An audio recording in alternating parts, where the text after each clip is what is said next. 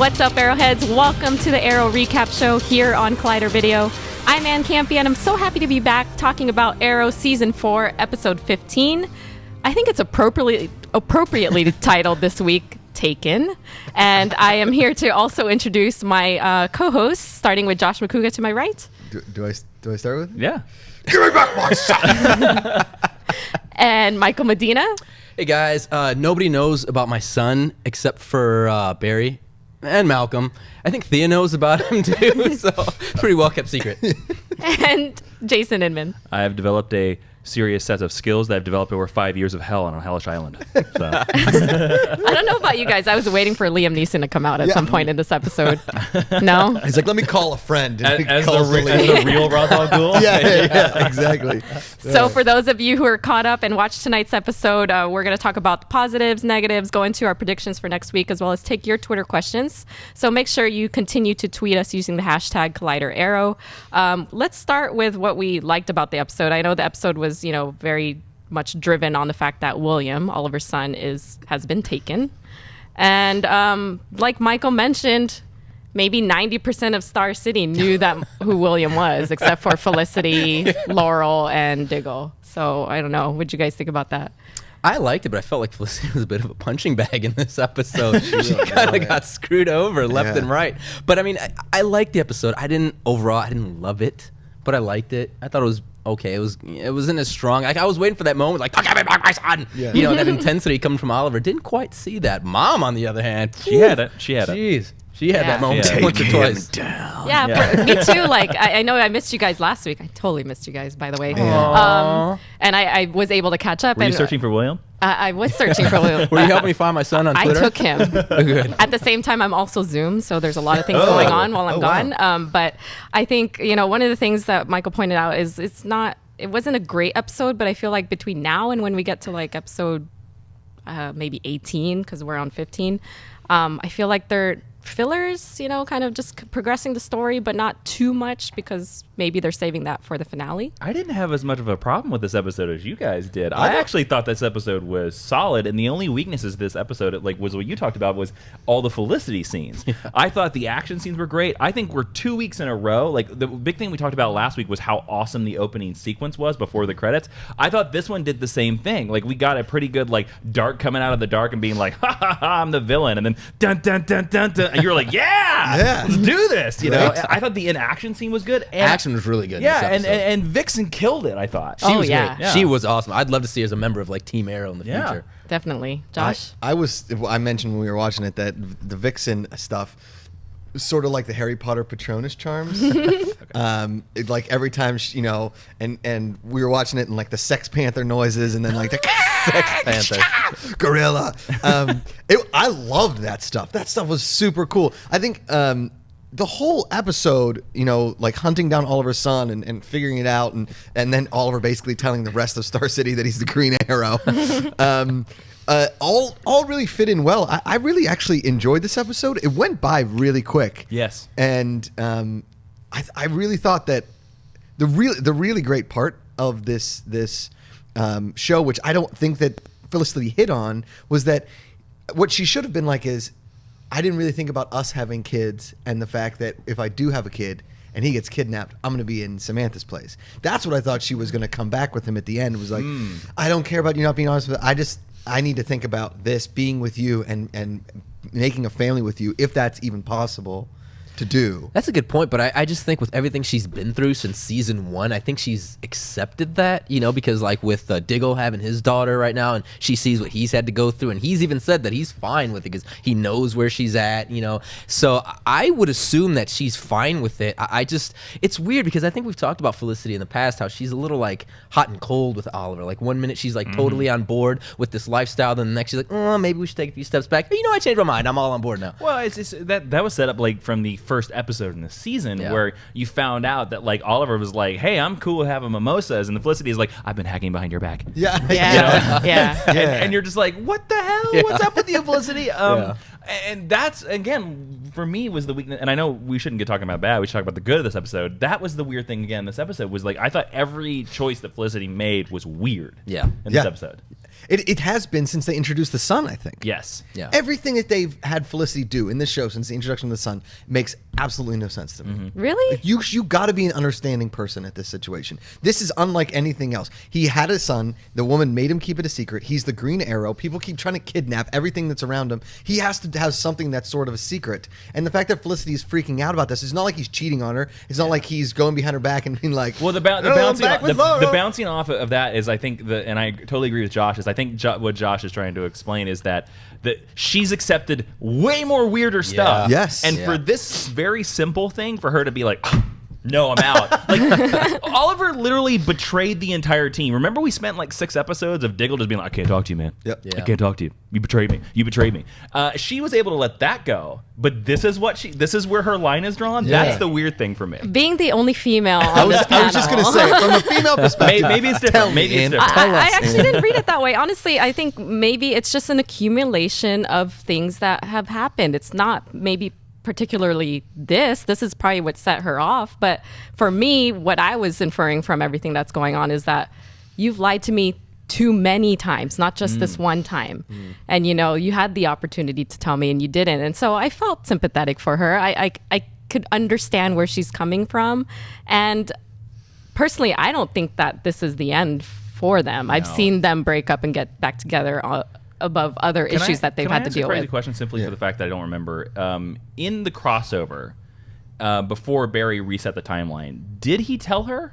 Because remember, Yes. he did tell her, she- and she broke up with him. Yeah. And now in this reality, he doesn't tell her, she breaks up with Yeah. him. So it was bound to Lose-lose. happen Yeah. no matter what. Excellent. Yeah, No, okay. that's I a just good wanted point. to check that. Yeah. No, I mean it's tough, right? Because like you said, Felicity kind of just has been shit on. I mean, from being in the wheelchair, and being disabled, and now having to deal with learning that your future husband has a son that you didn't know about. There's just a lot going on between them, and so I think it was appropriate for what had happened tonight for her to just be like, it's over. And so, speaking of like positives, though, we see that the piece of tech that Curtis gave her works at the end of the episode, and it's almost bittersweet because Felicity is walking again, She walked yet right we out that can't door. enjoy it because she's She walked right out that door. literally walking out the door. It was quite awkward. It was cool, but it was Yeah. awkward. Kind of like an Wait. R2-D2 moment, like from Force Awakens, Yeah. just conveniently at the end of the episode, just kicked on. Yeah. All right. It's almost like a great moment was missed because of the drama that had just happened right before. Well, I it. was going to say that I thought that scene was amazing up until Felicity walked, because Stephen Amell's performance of that monologue that he was giving to Really William well done. was great. Yeah. And then they was. did the thing that Arrow used to always do every episode, was play a little bit of that soft music Yeah. and then show the Montage. other characters. We always used to have a montage. It's like the end of every Sons of Anarchy episode. Yeah. It's the same Oh, thing. yeah, It good always point. ended And that in a montage just hits you with that emotion. Yeah. And again, when they did that, I was like, there you are, Arrow. I Yeah. missed you, buddy. And I know how to save a life. And you're like,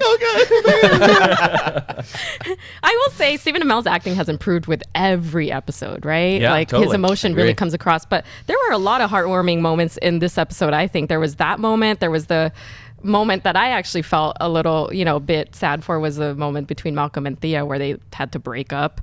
There was a voice of reason, VIxen and Oliver, VIxen giving Oliver the speech of how VIxen was kick-ass, she's been a man. foster She was child. great. Yeah, VIxen there was was a lot awesome. of good moments in this episode. And if you guys have not watched that animated cartoon that they did on the CWC, it's free to watch.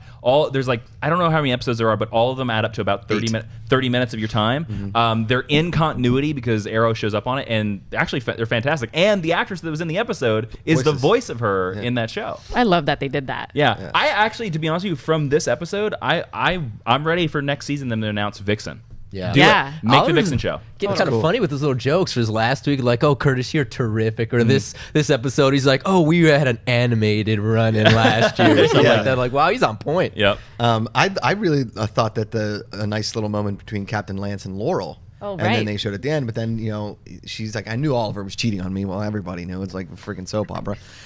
Well, that gave Lance quite possibly the greatest line of the entire season. Yeah. Where like knowing Oliver Queen, I bet there's a whole little army of Oliver Queens out there. We're just like, oh, that's great. But was the Laurel scene a little weird to everybody? It was weird to me that Laurel. Why? Like, it doesn't surprise me that she still has feelings because, again, I do think by the end of the show that Laurel and Oliver will end up together. I got feelings for Stephen Amell. But does it seem a little weird that she got a little verklempt over a relationship that would happened 11 years ago? It's funny because remember we were talking about that, like, was a few episodes back. We were like, do we think he's going to wind up with Felicity at the end or with Laurel? It was a Twitter question. That yeah, came Yes. and it was in that same episode where we got her really acknowledging, and I was like, wait a minute. It's like all of a sudden, like, it seemed like that whole relationship was done, and it just came out of nowhere. This was like, what, 2 or 3 weeks ago, and all of a sudden we get this scene. So it just seems like maybe they're moving in that direction. Not saying that they're going to end up together. I think they will. I think 3 out of us, 3 out of the 4 of us think that's what's going to happen. But I don't know, love triangle, make things. It is a CW show, so there's going to be a little drama. You know, I mean, they were. Even if he cheated on her, he still at the end of the day loved Laurel. Yeah. Right. And they had like a deep, passionate love, and the fact that he fathered a child, I'm sure there's like a little piece of Laurel that's thinking, I wish I would have had Oliver's baby or have Oliver's baby. There's got to be something in there like that. I don't know. Oh, Ann? Yeah, I don't know. That's the only female. Enough time has passed where you would think, but no, I'm with Laurel. I would still be a little emotional about it. And she After cried, a decade. She cried for a second, A and was decade. just like, Dad, I can't believe. Okay, I'm over it now. So it wasn't like she was crying for 4 days straight or something. It was let the emotion out, kind of take it in, comprehend, and then move on. This is why I felt bad for Felicity. That scene when like Oliver's baby's mom was talking to Laurel and they're saying all this stuff. Meanwhile, right behind them is Felicity just sitting there like, Yeah. hi guys. Yeah. Don't mind me. They did a lot of awkward shots of Felicity where they cut to Gosh. Felicity and Felicity was just kind of like, The whole time she's like, I have to hold this in because by the end of the episode, I'm giving you your ring back and I'm walking out the door. So it was, and she said that, right? She said, I had to keep my emotions in so that we could get through this before I could actually tell you how I felt about this whole damn situation that's happening. Yeah. So it was pretty crazy. Flashbacks, you guys. We had like a zombie I think this was the hillbilly best dude. flashback we've seen all season. I did like it. And it was very short. We saw like the tattoo light up like it was E.T. finger. I thought what do we have, 3 of them? 4 maybe? Like something 4 like that. quick flashes? yeah, And well, I they're thought they always were- quick because I Yeah. think if you put them all together, they're literally less than 5 minutes. Right. Yeah. But I thought it was really cool because we're finally seeing something happening there besides him just killing brothers of people. Yeah. Yeah. Now I'm intrigued by what's in this flashback because I didn't care before. Now I want to know. Well, and the leader guy. Do you guys know his name? Ryder. Ryder. Ryder. He knows what's going on, right? Like that's why he's kept Oliver around. Well, I'm going So to it seems so. assume that the reason why we saw a zombie hillbilly guy in this episode and the reason why we stole Damien Dark's totem and VIxen's totem is that there's some sort of totem in that cave. What that totem is, I don't know. Do we think Go ahead. that cave could have something to do with the corn? It could. The corn's in the cave. Why not? Cave corn, mole people. But speaking of corn and mole people, I thought Damien Dark killed it in this episode. I thought he was threatening. Like I said, that scene where he walked out from the dark in the beginning, just like slow the clap. That Yeah, was great. His line was like, "Sorry about the limo. Love the new chair." Like that was awesome. Yeah. That is bad ace, man. I mean, let's not forget he forced Oliver to drop out of the race too. Totally. Yeah. And then in the scene where he was doing the force choke, I thought was great. Yep. And again, we learned a little piece about him because the idea of the totem, it's like, oh, that makes sense. That's cool. And the little guidelines in the map, I thought was kind of, for me, I thought it was a little bit of a reference to Constantine. Yeah. Because Constantine used to have a map that was like that and was all about the right, evil was on yeah. the line. So, Right. and since we got a name check of Constantine being literally in hell this episode, I thought that was really funny. That was funny. Yeah. Yeah. That was good too. I will say though, I think that how they destroyed the idol was awesome, but almost a little anticlimactic how they beat Dark. Do you know Yeah. what I mean? Yeah. Well, there's 7 more episodes Not left. over. True. Maybe there's like 15 other totems they have to destroy. True. Yeah, like Horcruxes. Yeah. Like other Yes. Harry I was Potter. thinking Very that Harry too. Potter right Because now. he still has that book thing. Totally. Yeah, he still has this weird stone map thing that we don't know anything about. But again, we talked a lot about this last week. We were like, how the hell do you beat this guy? Right. There's no way to beat this guy. And so I appreciate that we finally got a way to beat this guy. Oh, totally. You know? Yeah. Totally. I have a feeling that he's going to either have another totem or he's going to figure out a way to put that totem back together. Or Merlin's going to come and get the totem and bring it to him. Or Sure, something like because that. Merlin, he's like, hell hath no fury like a one-armed man scorned. So, So before we get into the Twitter questions, I have a question for you guys because I've been wondering the purpose of this character the whole entire season, and it's the woman that's with Oliver Queen in the flashbacks. At this point, I mean, tonight at least we hear, writers say, well, let's keep her around because she seems to calm you, or she seems to bring out the good in you, or whatever. Is that her purpose, or is there something else that you guys suspect she's around for? Josh? Jason? Yeah, that's a good question. I never really thought about it like that. It always just seems like she's in the background, being kind of like sexy prison girl, being like, "Don't do it." I don't know what that accent is. No, you did sound like her though. But now that you mention it, like they're not just gonna keep her around because, like, she's got to have some sort of purpose. That's what I'm saying. She's made does the Oliver most fall in love appearances. with her? Do they escape the thing together and they start a life on the island? You want to know the purpose is? Yeah, Here you go. let's Here's the purpose. Here comes it's because they've had a girl for Oliver every season. I was hoping you weren't going to say that. I'm sorry. I know. Look at the flashbacks. We had Shadow in season 1, know. Sarah in season 2, Katana season 3, and now this girl season 4. That's right. If it ain't broke, don't fix it. Yep. CW formula Yep. working at its finest there. Now, I'm more interested in next season because, if he's probably going to stay on the island. I doubt he leaves the island again because we have to see him at the end of next season with the beard and the arrow and everything like that. Is the girl next season going to be like a pineapple tree? Or is that... He's hallucinating. Wilson, yeah, exactly. Wilson. All right, let's get into our Twitter questions for the week then. Starting with Nick Vargas, who asks, do you think Laurel still has feelings for Oliver even after everything? Well, we kind of touched on that already. I think there's something there. I think that's where the writers are heading right now. Again, I don't know if that's going to be, his end game, but I mean, it's definitely going to play into the season. And I think you hit it on the head. I think you're exactly right. Like, I think this might be the start, and we might see maybe something at the end of this season similar to what we saw in season 1, where Oliver and Laurel just did it in the apartment with Tommy watching from outside. I mean, maybe we'll get something like that with Felicity. Poor Tommy. But here, the funny thing about it is in the Green Arrow comic books, Oliver's worst enemy is always himself. It's always himself, and he always tends to self-destruct. And there is always these a lot of storylines where him and Black Canary get back together, and they're going great, and then Oliver cheats on her. And then they get back together, and then Oliver cheats on her. So like, it would not surprise me for something like that to happen before the end of the season. yeah. I actually think, yes, I agree with Michael's perception on it. I think they're going to start to build up the whole Laurel deep love for Oliver story. I wouldn't be surprised if Felicity didn't have that kind of attachment, if it was Felicity in that kind of role. I feel like she doesn't have the kind of love for Oliver that Laurel does, and I think it showed tonight with her even having feelings 10 years after. I think something's going to happen to Felicity now. We don't have to talk grave talk just yet. We know that's at the end. Grave's in the grave. Well, funny thing about that, like the actress Emily Bett Rickards, she said in an interview very recently, I think this week, that she said that she doesn't, because she heard the theory about people talking about how that she's maybe a hallucination, and she was like, I don't even know. That was her answer. She was like, I don't know. Wow. But yeah, we'll leave great talk for later. Because then that would lead us down the pathway of Laurel and Oliver rekindling feelings. Because honestly, I think maybe one of the problems a lot of people have with Laurel, me namely, is that she really doesn't have a purpose within the crew. They haven't really given her much of a storyline since season 1, like end of season 1, really. So to give her like the love interest of Oliver and start that love up again, which I'm totally on board with. If they put them back together, I'm on board with it because I really like them as like a thing in this show.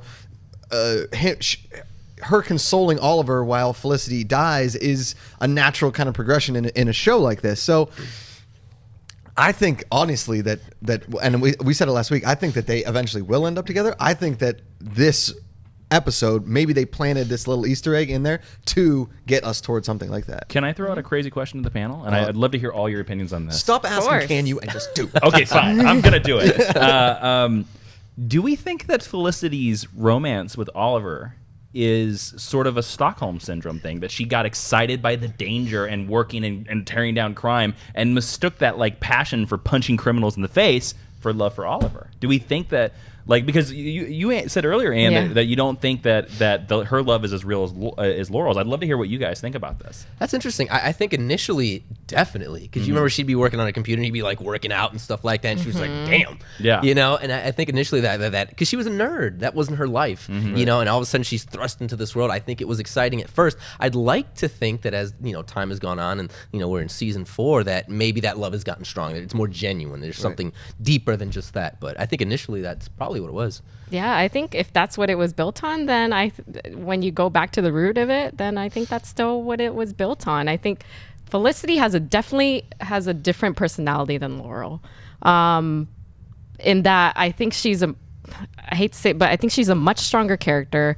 And while I truly believe she loves Oliver, I think that it's a fleeting love, and that if like I said, if she were in that situation where she's in Laurel's shoes and finding out that she had been cheated on 10 years ago and things like that, I think she would be quickly over it. Whereas I feel like Laurel is the one that has that deep love for Oliver. I think, it's kind of like when you have a crush on somebody and it's all about that chase. And then finally the chase is over and you're like dating your crush and you're just kind of like, eh. Yeah. Because that happens. I've always thought that Felicity and Ray were like perfect. Yeah. Yeah. When they broke that off and had her go for Oliver, I was always like, no. Right. So. Yeah. Well, that's a good question. Yeah. I like that. I guess time will tell. Right. Yeah. We'll know by the end of the season. Can you do me a favor next time? Make sure you hashtag Collider Arrow when you send in that question. Just really appreciate that. Okay. So John Wynn asks. Okay. Next question, please. Laura Elms asks, big fan of show, especially Josh Macuga there, who's tagged in this. Yes. Does this mean Malcolm is the new head of HIVE now? Josh. Well, it came to me. So They asked I'll you. take it. Yeah. Thanks You're for the only one.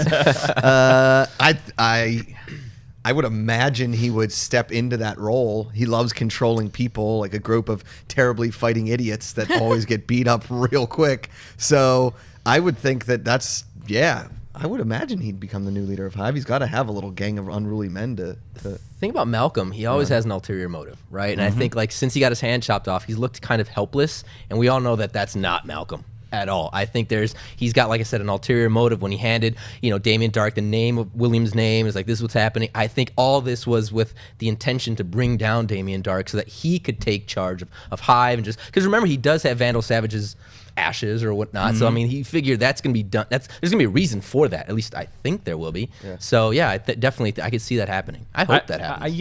I kind of think that Malcolm will try to take over, and then Darhk will slap him down a little bit. I think the more real question about this is, and some people have asked us this online, I think the real question is Darhk going to be responsible for the death in the grave, or is Malcolm going to be responsible for the death in the grave? And I think right now it could be either one. Yeah. Well, now that Darhk is what looks like behind bars for next week. No. Yep. Well, and Malcolm clearly stated in tonight's episode, this is all part of my plan, even though like my hand got cut off and it didn't exactly work out the way I was supposed to work out in my head. But still, everything that is happening, Thea, is because I want to protect you and I know what's going on. I know the bigger picture. So I have to believe that if him being head of HIVE is part of that, then he's going to do it. At this point, too, like every time Malcolm says something, we obviously know he's lying, but it somehow like works out to be true. And Totally. you're like, Well, the funniest thing about it is what we saw in a scene tonight. He flat out lied to Thea to her face. Yeah. He told her no. Yeah. She was like, "Is this true?" And he was like, "No." And we all were like, "No, it is, dude."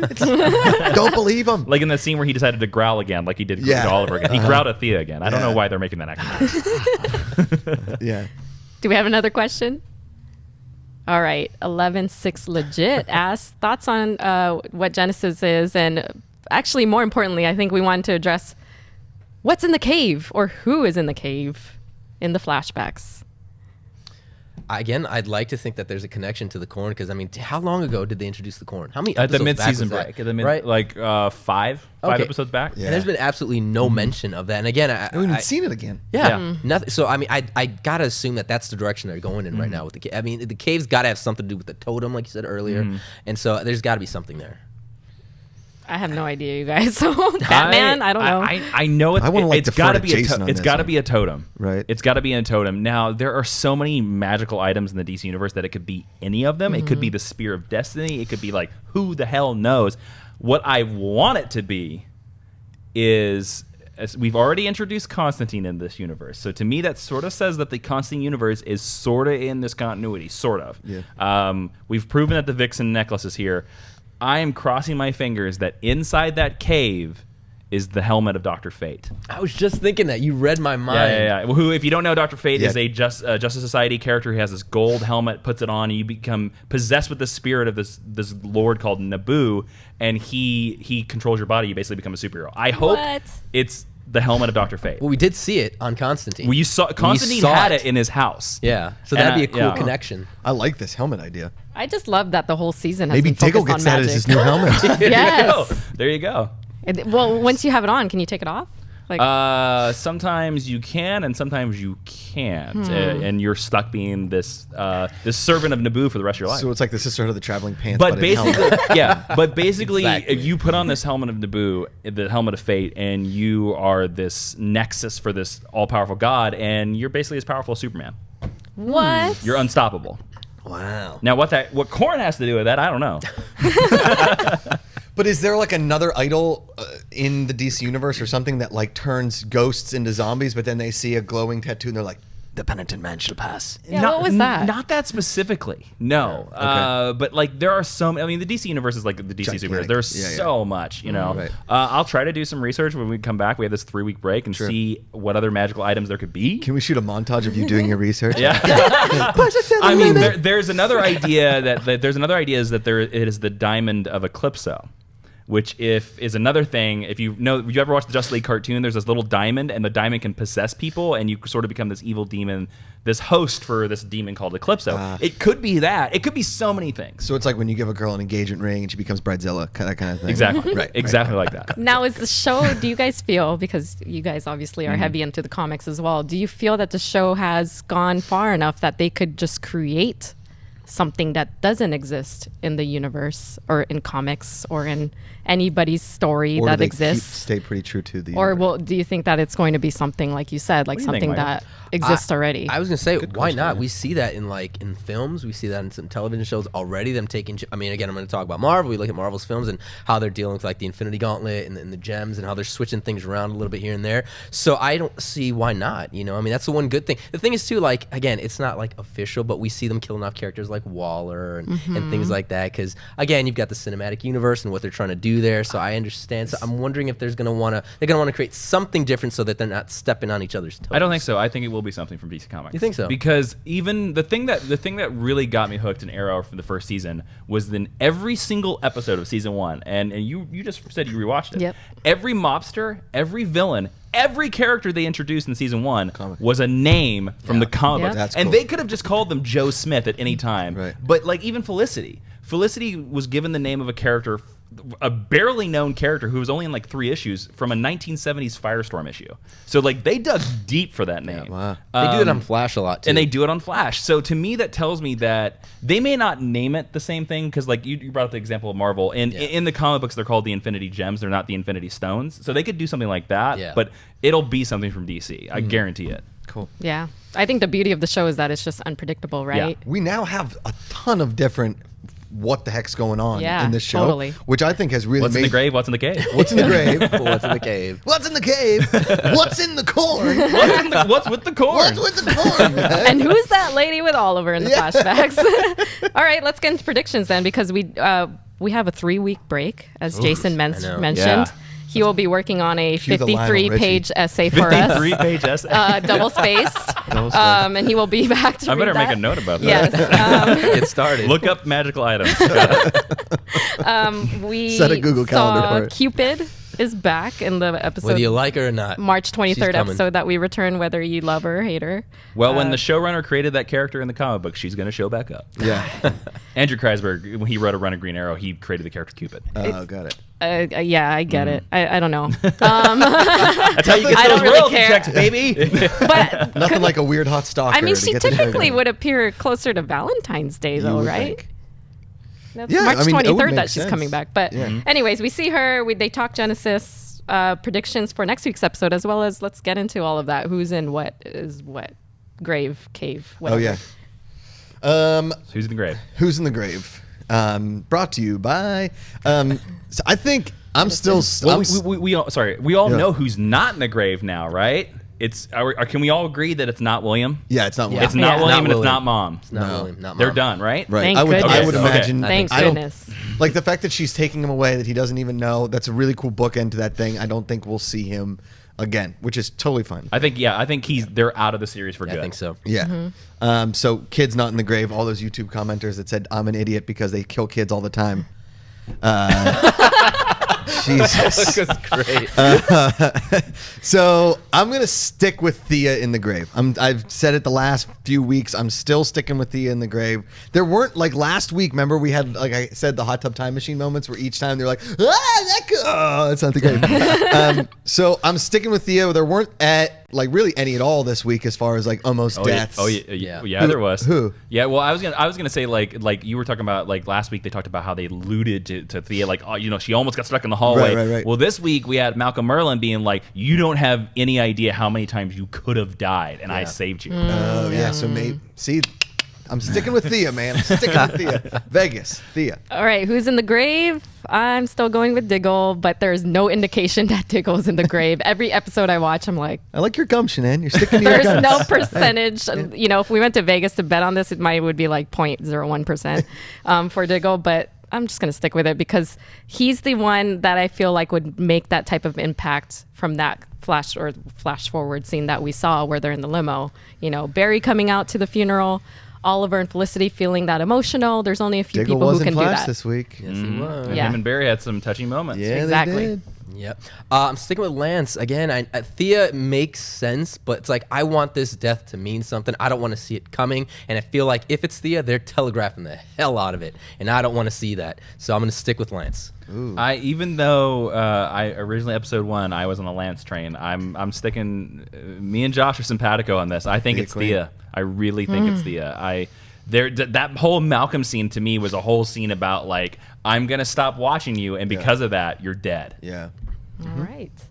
Any predictions for when we get back?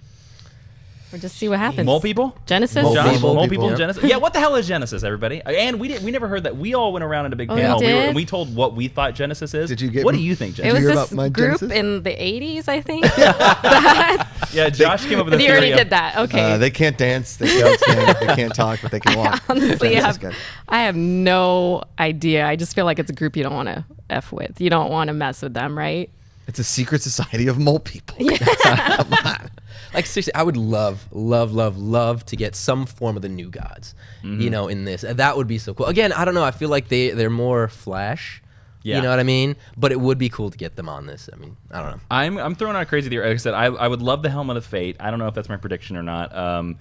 I think whatever is in that cave, it will show up in modern day and will become the new totem of Damien Darhk and Malcolm. And Damien Darhk and Malcolm will fight over that totem. And so I think Oliver will, because I think what they'll do is they'll show us a scene in, I don't know if it'll be the Cupid episode or whatever. I think we'll see a scene where Oliver sees this thing and is like, I know exactly what that is. And then we'll flash back and we'll see them find it in the cave. Yeah. Well, the Dr. Fate thing makes a lot of sense because Flash is more sci-fi, the multiverse and Which what is they more do. New Gods, New Gods exactly, sci-fi. exactly. Whereas with Green, with Arrow, it's more mysticism. So the Dr. Fate thing makes a lot of sense if that's what we get introduced to the helmet. Hell, if we get introduced to the character, it'd make a lot of sense for me to have that in the show.